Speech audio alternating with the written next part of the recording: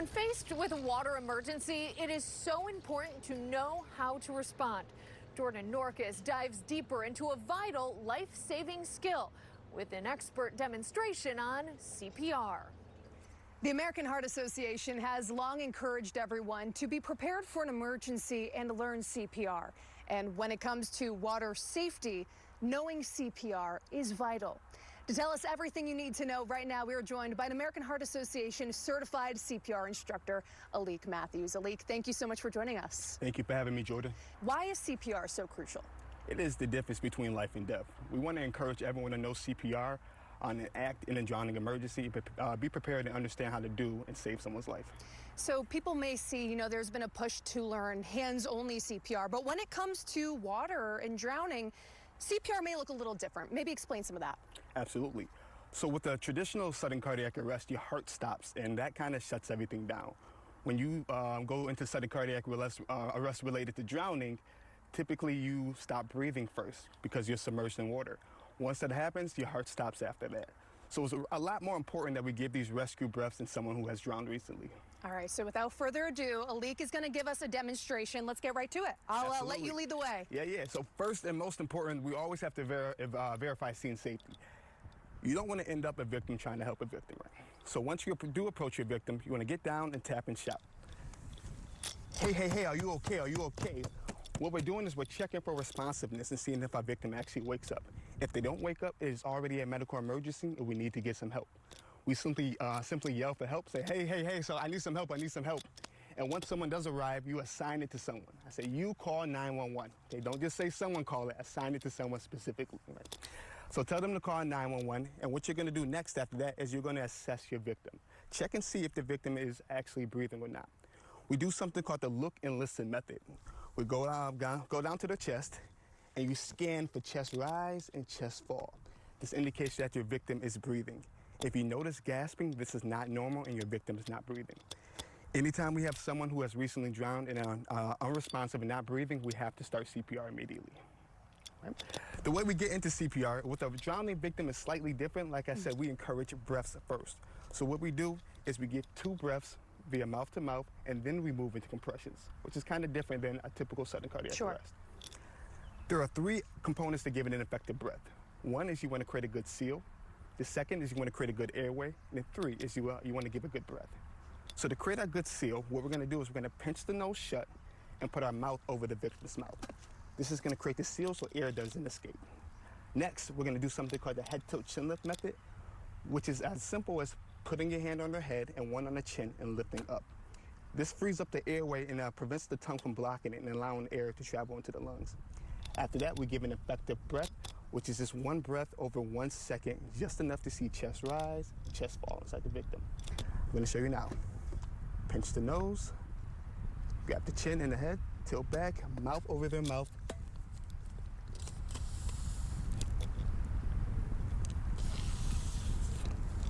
We give 2 breaths first, and then we move into CPR. And then we'll just keep on going with the CPR. All right, yes. So the proper way to do a compression is you want your victim face up on a flat, firm surface at all times, okay? Anything soft or comfy is not gonna work. You're gonna kind of bounce them up and down. Keep them face up on a flat, firm surface. If they are on a beach, as we are right now, what do you suggest? The sand works fine. Okay. Yep. So you want their chest exposed if possible. You're gonna take the heel of your dominant hand and stick it in the center of the chest on the lower half of the breastbone. You take your other hand and plop it right on top. Interlock your fingers, lock out your arms, and position your shoulders over your hands. This creates upper body leverage. And when you're ready, you're gonna push hard, fast, and deep in the center of the chest. Just like that. You're gonna move at a rate of 100 to 120 compressions per minute. That's about 2 every second. You're gonna count, and once you hit 30, you're gonna give 2 more breaths. Each compression is gonna be at least 2 inches deep, and you're gonna allow for chest recoil every single time. What we're doing is we're mimicking the function of the heart. So every time we push down, blood is rushing out to the body. And every time we lift up, the heart is filling back up with blood. And once we hit 30, we give 2 more breaths. Okay. Pinch the nose, get the chin, create your seal.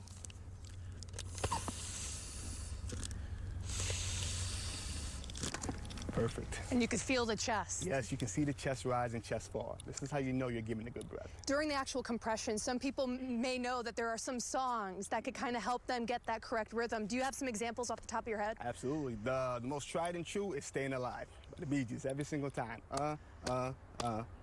Staying Alive. It works every time. Before we let you go, Alik, is there anything people should know? Maybe the time comes and they have to perform life-saving CPR if someone's drowning by the beach or the pool. What's your advice that they stay calm and, and really deliver the best CPR they can? Yeah, so unfortunately, drowning is extremely common. So it is something that you may experience. It's very important that you do remain calm. You simply call 911 and start those compressions and give those breaths as soon as possible. It is absolutely the difference between someone living and dying. All right, Alik, life-saving instructions and demonstrations you shared with us. Thank you so much for taking the time. And for you at home, if you would like to find CPR instruction near you, you can visit the American Heart Association at www.heart.org/nation.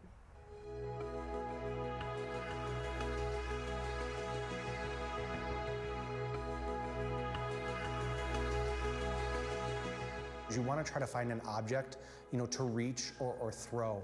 If you enter the water right away, you may be putting yourself into a dangerous situation. So if you have that ability to use a pool pole or a shepherd's hook or toss a flotation device to that individual, that's the primary thing that we want individuals to do first. We want them to reach or throw and not go.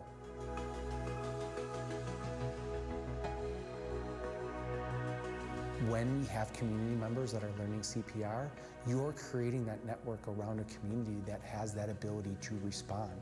So whether it's a certification course or hands-only CPR, having that ability to sustain life during a heart-related emergency is important and is a way that you as a community member can help your neighbor.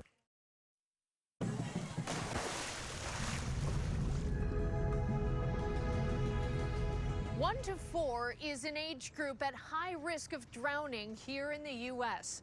Hope Winter takes us to a school that focuses on the littlest swimmers. With the nice weather lately, we know some families out there may be enjoying it with a splash. But if you're not practicing proper safety protocols with your children while near water, it can lead to a tragedy. We do water safety presentations with different preschools, so if anybody's ever interested in having us come by and do that, we like to teach the importance of water safety to children that may not even be in swim lessons to try to prevent that from happening. According to the CDC, drowning deaths are on the rise since 2019 and is the leading cause of death for children ages 1 to 4. You hear about kids that have maybe jumped in the pool, but they know how to climb out safely and they may save their own life. So it's really important for those skills to be learned. For parents like Nicole Myers, whose daughter Madison has autism and used to be afraid of the water, she has seen the impact lessons can have on a child. It's amazing. It definitely makes me tear up a little bit when she does new things, but that's just me. I tear up over everything, but I'm very proud of her.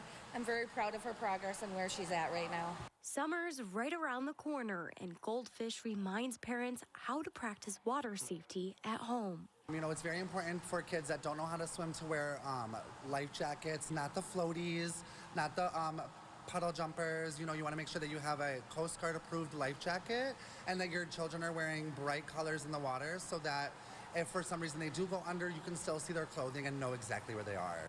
Reporting, I'm Hope Winter.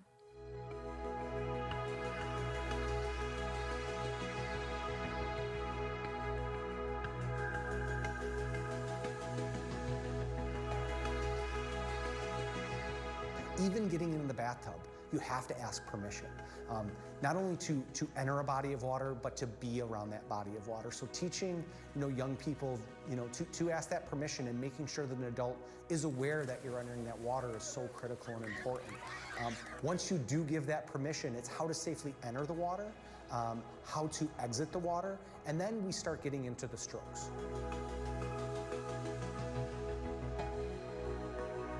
Fences are locked, alarms are set.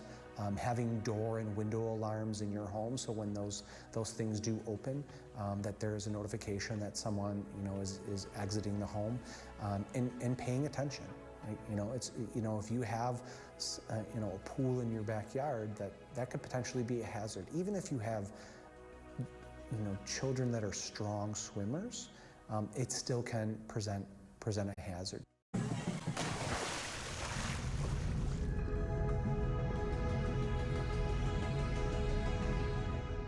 Thank you for joining us for Swim Safe, a water safety special. We hope this program helped prepare you and your family to swim safe during these summer months. We'll have more information on the Red Cross and the American Heart Association on this story online. Have a good night.